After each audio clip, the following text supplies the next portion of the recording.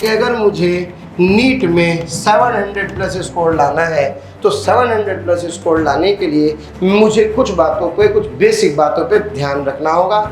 हमें हिलाना इतना आसान काम, इतना एटीट्यूड रखोगे आपको। हो सकता है मेरी बात थोड़ी सी आपको हाइपोथेटिकल लग रही हो, लेकिन मैं आपको विश्वास दिलाता हूँ यही रियलिटी है प्यारे बच्चों। बहुत ज़्यादा रियलिस्टिक होकर भी चीज़ें कभी कभी नहीं होती। ध्यान दीजिए, हमें एनसीईआरटी के अलावा कहीं इधर उधर नहीं जाना है। एनसीईआरटी तो पढ़ो, लेकिन एनसीईआरटी को ऐसे पढ़ो कि आपके एनसीईआरटी के पूरे क्वेश्चंस बने। तो हमें पता होना चाहिए कि कौन से टॉपिक का वेटेज ज़्यादा और कौन से टॉपिक का वेटेज। तो आपको वेटेज वाइज तैयारी करनी चाहिए। आपको जो रिवीजन होना चाहिए इट मस्ट बी कंसिस्टेंट। किसी और जगह का ऐसा मटेरियल कर ले जो आउटडेटेड था, जिसके सवाल अब आते ही नहीं है। कि अगर मुझे नीट में 700 प्लस स्कोर लाना है तो 700 प्लस स्कोर लाने के लिए मुझे कुछ बातों पे, कुछ बेसिक बातों पे ध्यान रखना होगा, जिसमें जो बेसिक पॉइंट्स हैं वो हमारे पास कुछ 7 पॉइंट्स हैं। मैं आपको बहुत ब्रीफ में समझाऊंगा। कितने पॉइंट्स हैं हमारे पास? 7 पॉइंट्स हैं, जिन 7 पॉइंट्स पे हमें फोकस करना है। ठीक, अगर हमने इन पॉइंट्स पर आखिरी दिन तक फोकस कर लिया बढ़िया एटीट्यूड के साथ, मतलब एटीट्यूड कैसा होना चाहिए? ऐसा होना चाहिए कि टूटी हुई मुंडेर पर छोटा सा चिराग। कैसी मुंडेर? टूटा हुआ छत का कोना है कि टूटी हुई मुंडेर पर छोटा सा एक चिराग आंधी से कह रहा है आ बुझा के देख, बुझा के देख, बुझा के देख। यानी कि इतना बढ़िया एटीट्यूड होना चाहिए कि जो शाखों से टूट जाए वो पत्ते नहीं है। हम इन आंधियों से कह दो औकात में रहे। हमें हिलाना इतना आसान काम, इतना एटीट्यूड रखोगे आपको। हो सकता है मेरी बात थोड़ी सी आपको हाइपोथेटिकल लग रही हो, लेकिन मैं आपको विश्वास दिलाता हूँ यही रियलिटी है प्यारे बच्चों। बहुत ज़्यादा रियलिस्टिक होकर भी चीज़ें कभी कभी नहीं होती। कभी कभी कुछ चीज़ें अंदाजे में भी अच्छी होती हैं। हमें पता ही नहीं था, हम कोई कंपटीशन क्रैक कर गए, लेकिन जब हमें बहुत ज़्यादा पता था तो हम कहीं ना कहीं सेल्फ डाउट में गलती कर गए। ऐसा खूब होता है। कैलकुलेशन करना अच्छी बात है, लेकिन बहुत ज़्यादा सोच करके पीछे हट जाना या काम को खराब कर देना और गलत बात है। इसलिए हमें तो मेरा मानना है कि धीरे धीरे काम पे चलते रहना चाहिए बिना किसी सेल्फ डाउट के। जो होगा देखा जाएगा यार, हम कौन है बताने वाले। तो कहने का मतलब ये हुआ कि वी हैव 7 पॉइंट, जिसमें सबसे पहला जो पॉइंट है आपका वो क्या है? एनसीईआरटी को क्या करना है मास्टर। ये सब बच्चों को पता है ये बात, लेकिन फिर वही बात है, पढ़ कितने लोग रहे हैं।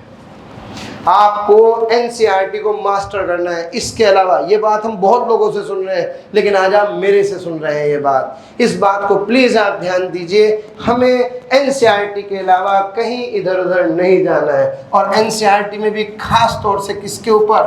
बायोलॉजी और केमिस्ट्री के ऊपर। क्योंकि पिछला रिकॉर्ड देख लो, 80 से 85% जो आपके पेपर है वो कहाँ से आता है? एनसीईआरटी से आ रहा है। हाँ, लेकिन ये सवाल ये है कि सर एनसीईआरटी में क्या पढ़ें? अरे एनसीईआरटी तो बहुत बड़ी एनसीईआरटी है। ये तो एनसीईआरटी टेक्स्ट बुक है भाई। टेक्स्ट बुक की हर लाइन का अलग अलग मतलब है। तो केवल एनसीईआरटी नहीं पढ़नी है, एनसीईआरटी से सवाल कैसे बनना है ये सीखना है।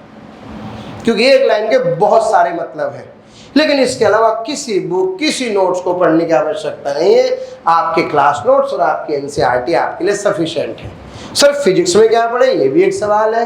फिजिक्स में मैं आपको एडवाइस करूंगा कि फिजिक्स में आपको कोई प्रॉब्लम प्रैक्टिस एनसीईआरटी से नहीं करनी है।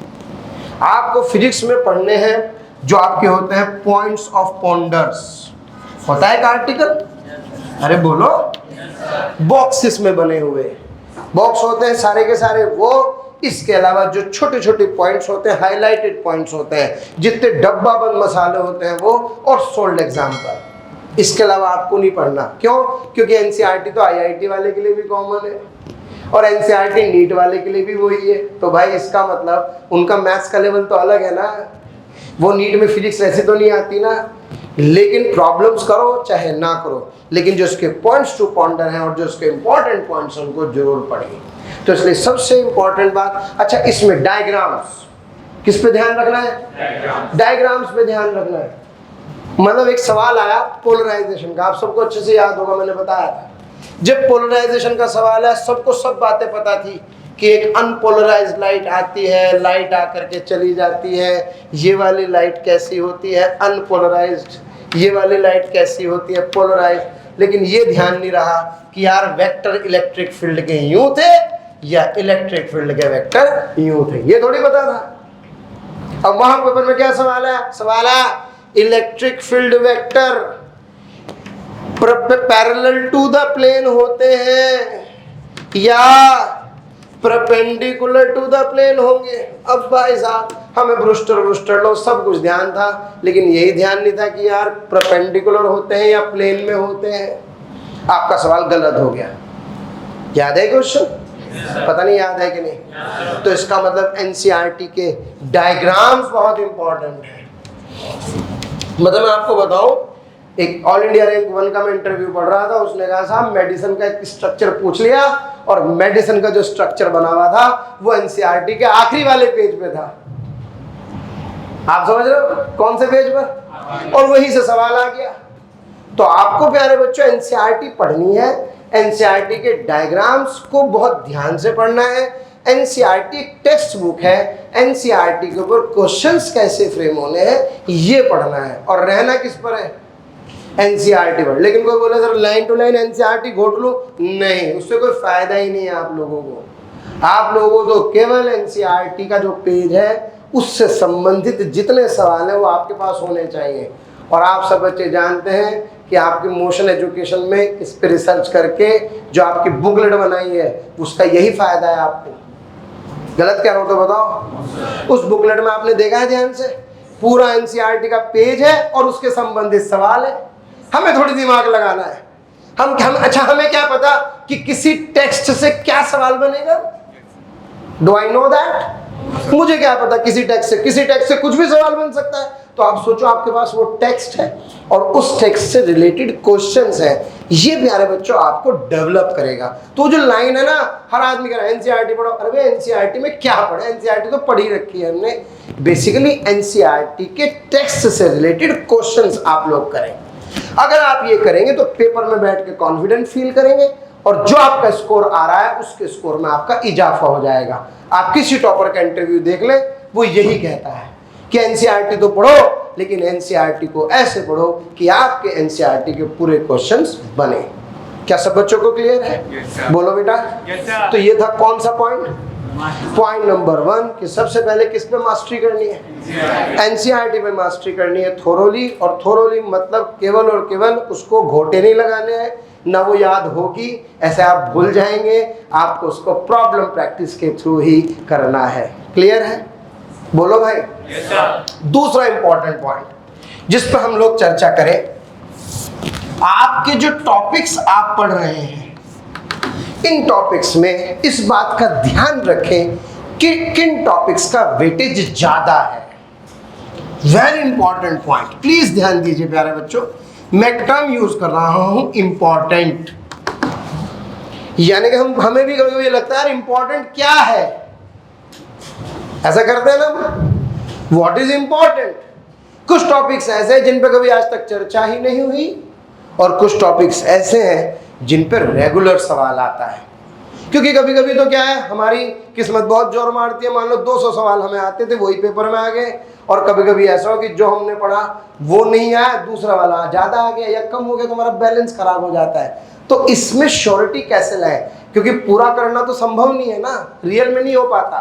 तो आप इसके लिए बहुत बढ़िया तरीका बता रहा हूँ। आप इसके लिए पिछले 10 साल के क्वेश्चंस का एनालिसिस करें। कुछ नहीं करना है आपको, मैं बताता हूँ। जो आपकी पिछले 10 साल के पेपर हैं, उन 10 साल के पेपर को आप एनालाइज करो, आपको आराम से मिल जाएंगे।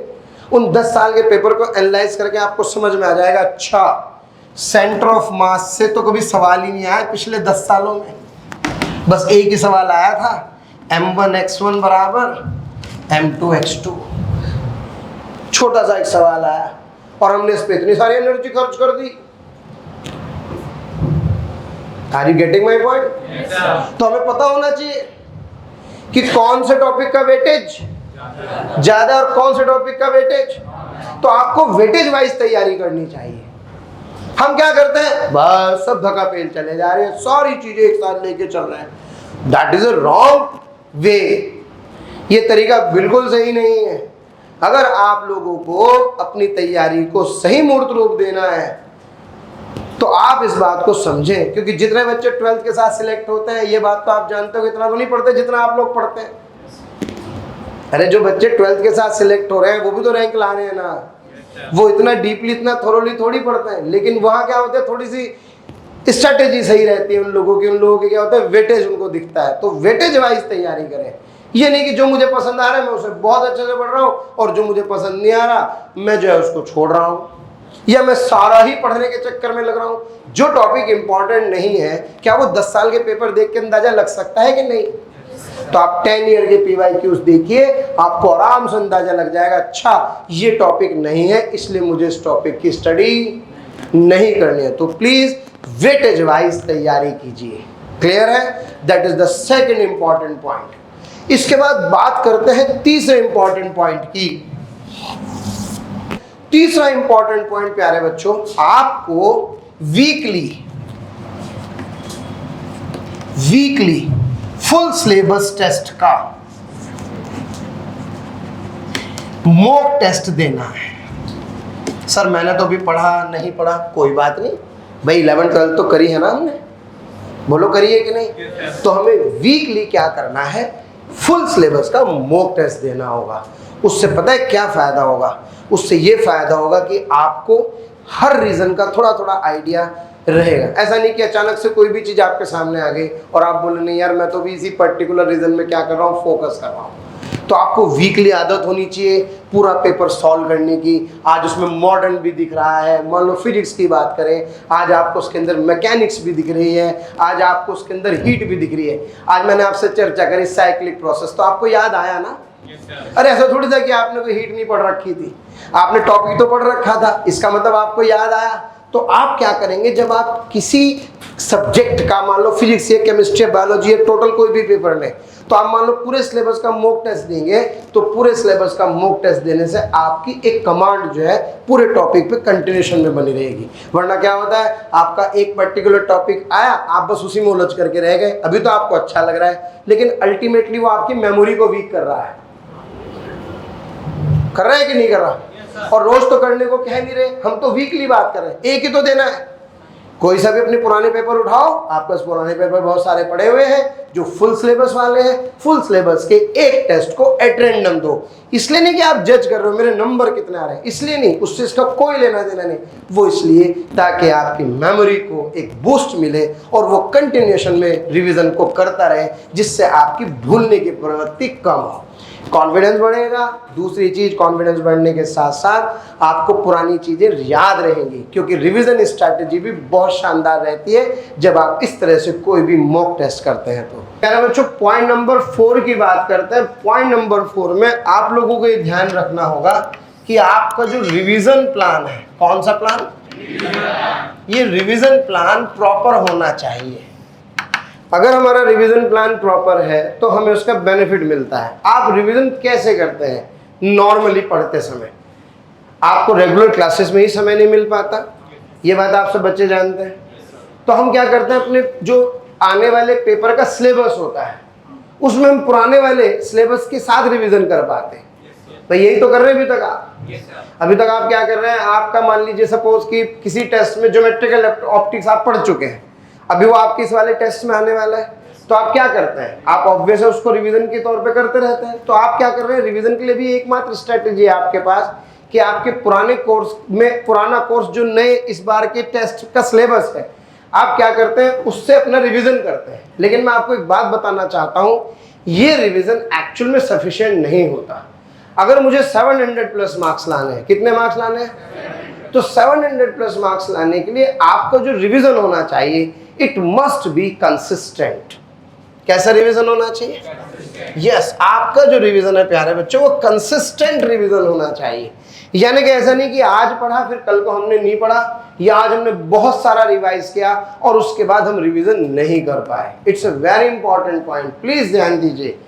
तो अब चूंकि आपका कोर्स रिदम के साथ चल रहा है, इस समय आपका एक बढ़िया रिदम मेंटेन है, और ये भी मुझे समझ में आ रही है कि यार प्रीवियस जो मेरा सिलेबस है वो ऑब्वियस है इस वाले टेस्ट में कवर हो ही रहा है, बट उसके अलावा भी अब आपको अपने पुराने रिवीजन को स्ट्रैटेजिकली करना चाहिए। मान लीजिए आपकी केमिस्ट्री है, बायो है, आपकी फिजिक्स है, तो आपका एक रेगुलर शेड्यूल्ड प्लान होना चाहिए और उसमें रेगुलरिटी होनी चाहिए। ये नहीं कि आज किया और कल नहीं किया। तो it must be A consistent thing, यानी कि आपका कंसिस्टेंट रिवीजन प्लान होना चाहिए। मैं इसमें आपकी हेल्प कर सकता हूं, आप इसमें चाहें तो पोमोडोरो टेक्निक लगा सकते हैं प्यारे बच्चों। ये बताइए मैंने आपको, कमाल की टेक्निक है। क्या जापान दुनिया में सबसे आगे चलता है? आप भी जानते हैं, बिल्कुल सर। तो जापान के आगे चलने के बहुत सारे कारण हैं, बहुत सिस्टमैटिक लोग होते हैं। तो वहीं से वर्ड है पोमोडोरो, है ना, इकिगाई पोमोडोरो। तो उन्होंने क्या किया, उन्होंने कहा कि यार जो दिमाग होता है, आप तो बायोलॉजी के स्टूडेंट हैं, अटेंशन स्पैन हम सब जानते हैं, दिमाग का एक अटेंशन स्पैन होता है ना। वैसे तो अटेंशन स्पैन आप अपनी ताकत से बढ़ा के कितना भी कर सकते हैं, लेकिन अमूमन जो अटेंशन स्पैन होता है माइंड का, वो 25 मिनट होता है। 25 मिनट तक तो आप कंसिस्टेंट रहते हैं, उसके बाद फिर आपका माइंड इधर उधर चलने लग जाता है। क्लास में भी आपने देखा होगा, इसलिए जोक सुनाना, बाहर इधर उधर की बातें करना, वो एक बेसिकली क्लासरूम का एक पर्पस होता है। ऐसा नहीं कि हमें नहीं पढ़ाना आता है, हम रेगुलर नहीं पढ़ा सकते, लेकिन फालतू बातें कभी कभी बीच में इसलिए करनी पड़ती कि कहीं आप फालतू में घुसो, उससे अच्छा हम ही फालतू कर लें, ताकि हमारे फालतू आपके वाली फालतू से ग्रेटर देन हो जाए। अरे भाई गलत थोड़ी है। तो इसलिए क्या होता है, उसको अटेंशन स्पैन बोलते हैं। तो जो अटेंशन स्पैन है, वो अटेंशन स्पैन जो कि साइंटिफिकली 25 मिनट है, बढ़ा के आप 50 मिनट कितना भी कर सकते हैं समय के साथ। तो इसका सबसे अच्छा तरीका ये होता है कि आप 2 आवर्स को, कितने आवर्स को बेटे, 2 आवर्स को 4 भागों में तोड़िए। कितने भागों में? 4 भाग। बहुत ही सिस्टमैटिक है, बिलीव मी, बहुत बढ़िया प्लान है।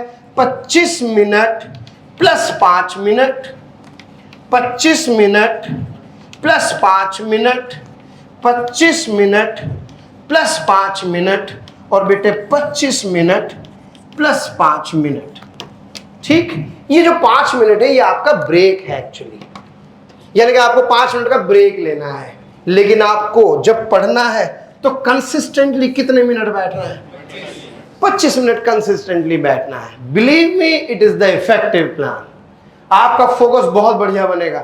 लेकिन जब आप बड़े बड़े गोल नहीं बनाते, आज तो पूरा का पूरा काइनेमेटिक्स रिवाइज करूंगा 3 घंटे बैठ करके, घटिया रिवीजन प्लान है, हो ही नहीं सकता।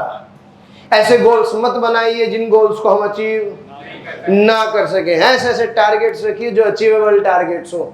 मान लीजिए मुझे सपोज काइनेमेटिक्स को रिवीजन करना है, तो मुझे पता है उसको मैं 10 लेक्चर में ब्रेक करूंगा। कितने लेक्चर में?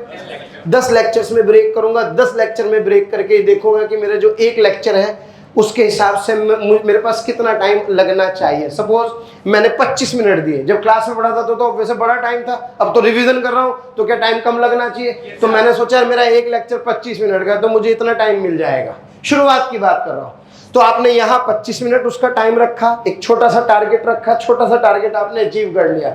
इसमें आपने फिजिक्स पढ़ी, इसमें आपने केमिस्ट्री पढ़ी, इसमें आपने बॉटनी पढ़ी, और इसमें आपने क्या पढ़ी? जियोलॉजी। और फिर बेटे 30 मिनट का ब्रेक लिया। कितने मिनट का? विश्वास कीजिए आपकी प्रोडक्टिविटी बढ़ जाएगी। हमें पता नहीं होता, हम कभी कभी जब वर्क करते हैं तो हमें पता नहीं होता कि हम सिस्टमैटिक हैं या अनसिस्टमैटिक। तो आप अगर ऐसे रिवीजन प्लान करेंगे, ऐसे स्ट्रेटेजिकली चलेंगे तो फायदा होगा।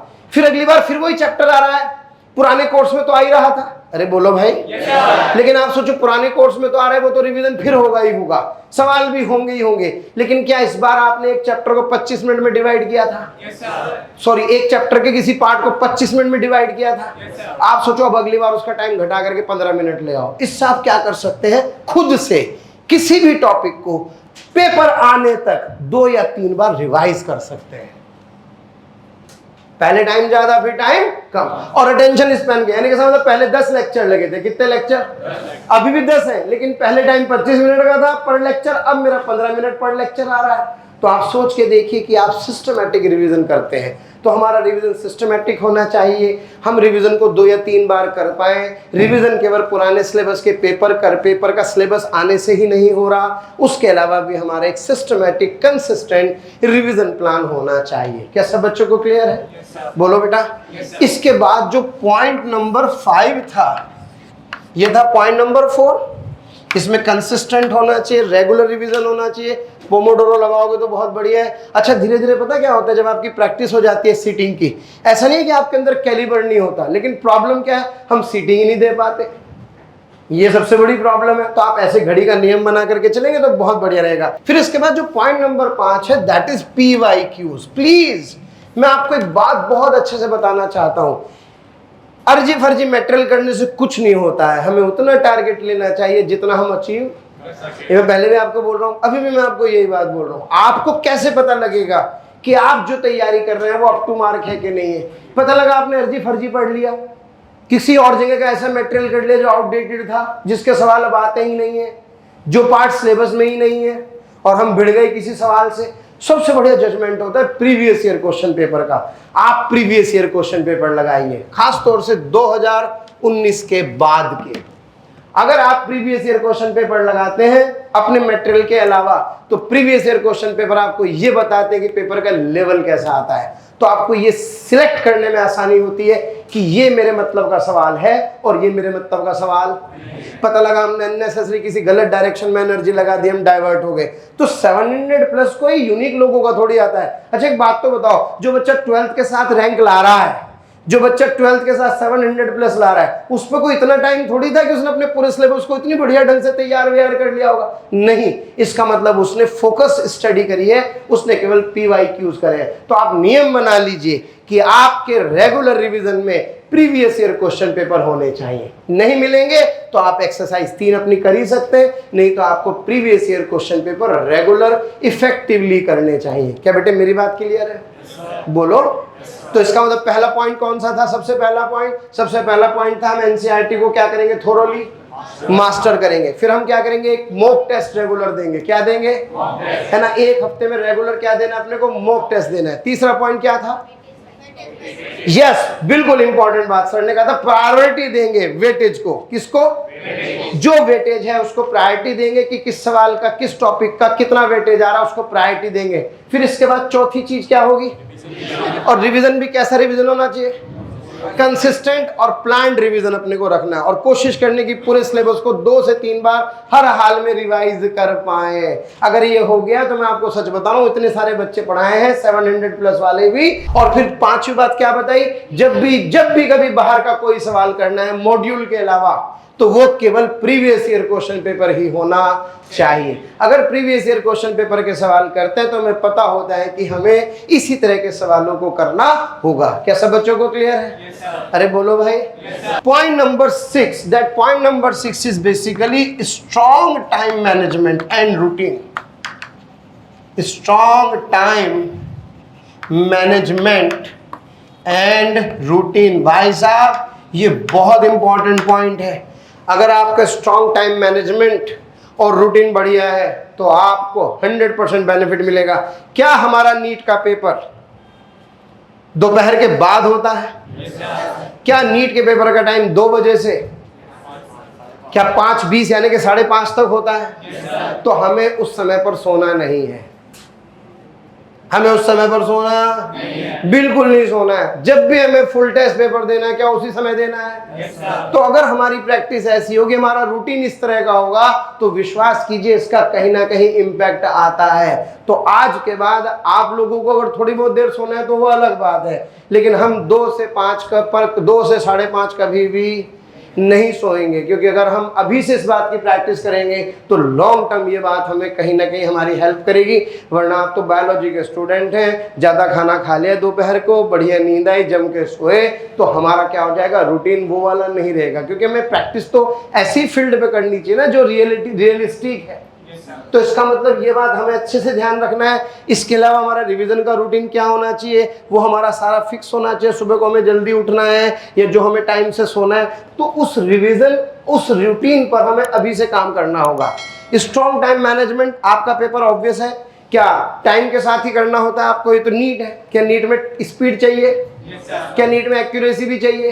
ऐसा तो नहीं हो सकता जेई की तरह केवल एक्यूरेसी रख लो कोई फर्क नहीं पड़ेगा, नहीं। यहाँ तो दोनों चीजें चाहिए, स्पीड भी चाहिए और क्या ऐसा लगता है कि जैसे हमारे घर जाके तो पेपर में नंबर आ गए लेकिन पेपर में बैठ के नंबर ही नहीं है? वो इससे लगता है क्योंकि आप टाइम मैनेजमेंट खराब रखते हैं। यानी कि आप क्या करते हैं, जब घर पे होमवर्क करते हैं तो वो टाइम के साथ नहीं करते। तो आप जब घर पे होमवर्क करें तो उसको भी आज के बाद टाइम मैनेजमेंट के साथ करें। यानी कि उसमें भी आपका एक फिक्स टाइम फिक्स होना चाहिए कि मुझे इतने टाइम में ये सवाल करना है, नहीं होगा तो मैं इसको छोड़ के आगे बढ़ जाऊंगा। जबकि ऐसा घर पे होमवर्क करते हुए कभी नहीं होता। क्या होता है, वहां पे एक सवाल पे लगे पड़े हैं, उस चक्कर में आपका क्या होता है, एक रूटीन, यानी कि मतलब आप सोच के देखिए आपकी वर्किंग अलग होगी, घर पे अलग और पेपर में, तो फिर आपके नंबर कैसे आएंगे? आ ही नहीं सकते। तो इसलिए आप भी घर पे एक क्वेश्चन को ज्यादा टाइम ना दें, बल्कि इसके अलावा आप एक क्वेश्चन को 2 बार करें। मान लो 10 मिनट दिए हैं आपको एक सवाल को, पहली बार करें तो टाइम ज्यादा लगेगा ना यार। तो मान लो आप किसी क्वेश्चन को 10 मिनट दे रहे हैं तो 10 मिनट को भी कितने भागों में तोड़े? 2 भागों में। 5 मिनट में पहली बार करेंगे, हो जाएगा तो ठीक है, नहीं तो छोड़ के आगे बढ़ जाएगा। और फिर अगली बार फिर 5 मिनट में उसी सवाल को करें। इससे कम से कम क्वेश्चन याद होगा और हमारी प्रैक्टिस कैसी होगी? एग्जाम जैसी होगी। और एक जो सबसे इंपॉर्टेंट बात है, that is the point number 7, stay positive and motivated. ये आप सब बच्चे समझ रहे हैं, ये तो हम आपको जो है डिमोटिवेट होने ही नहीं देंगे, लेकिन पॉजिटिव होना ना होना ये आप पे डिपेंड करता है। इसलिए अपनी सोसाइटी का, अपनी कंपनी का, अपने थॉट्स का विशेष ध्यान रखें। बिल्कुल भी निगेटिव ना हो, उन लोगों की बात बिल्कुल ना सुने जिन्होंने नीट का एग्जाम क्रैक अभी नहीं किया है। अगर हमें कोई बात करनी है, होगा नहीं होगा, क्या कंडीशन होती है, तो केवल उसी बच्चे से बात करें जो सिलेक्ट हो चुका हो, या उसके पेरेंट्स से बात करें जिनका बच्चा सिलेक्ट, या अपने टीचर से अपना डाउट क्लियर करें जिसने बच्चों को मेडिकल कॉलेज में। इसके अलावा हमारा कोई सलाहकार नहीं होना चाहिए। मैं आपको फिर बता रहा हूं, वरना मैं आपको सच बताऊं, इतना अच्छा परफॉर्म करते हैं बच्चे, इतना बढ़िया परफॉर्म करते हैं, टॉपर्स बच्चों की बात बता रहा हूं, लेकिन लास्ट तक आते हैं सेल्फ डाउट में उलझ जाते हैं। सेल्फ डाउट आ जाता है, सेल्फ डाउट। और भाई सेल्फ डाउट का बेटे कोई इलाज नहीं है। अच्छी खासी मेहनत कर रहे हैं लेकिन गलती से क्या हुआ, सेल्फ डाउट आ गया। तो सेल्फ डाउट इसलिए आता है, अपनी सोसाइटी का ध्यान रखें, इवन अपने थॉट्स का भी ध्यान रखें। अगर आपको जरा सा भी लग रहा है सर मुझे लग रहा है कुछ गड़बड़ है, तो आप अपने टीचर से तुरंत मिलिए, उससे बात कीजिए। ये सारे के सारे भी लक्षण हैं। और मोटिवेशन की तो बात ऐसी है कि रोज क्लास में आपका मोटिवेशन रहता है। मोटिवेशन बनाए रखने के लिए रेगुलर क्लास में आइए, क्योंकि अगर आप रेगुलर क्लास में आएंगे प्यारे बच्चों तो आप हमेशा मोटिवेटेड रहेंगे, क्योंकि आपके टीचर, आपका करिकुलम इस तरह का है जिसमें मोटिवेशन आपको चाहिए होता है। क्या मेरी बात समझ में आई? तो एक राहत इंदौरी का बहुत बढ़िया सा शेर है, इजाजत है कि तूफानों से आंख मिलाओ, सैलाबों पर वार करो। तूफानों से आंख मिलाओ, सैलाबों पर वार करो, और मल्लाहों का चक्कर छोड़ो। जो नाव चलाने वाले हैं, मल्लाहों का चक्कर छोड़ो, तैर के दरिया पार करो, तैर के दरिया पार करो, मेहनत करके आगे बढ़ो। क्लियर है? तो ये स्ट्रैटेजी वाले पॉइंट, सातों के सातों पॉइंट आप लिखिए और इस पर अभी से फोकस करिए।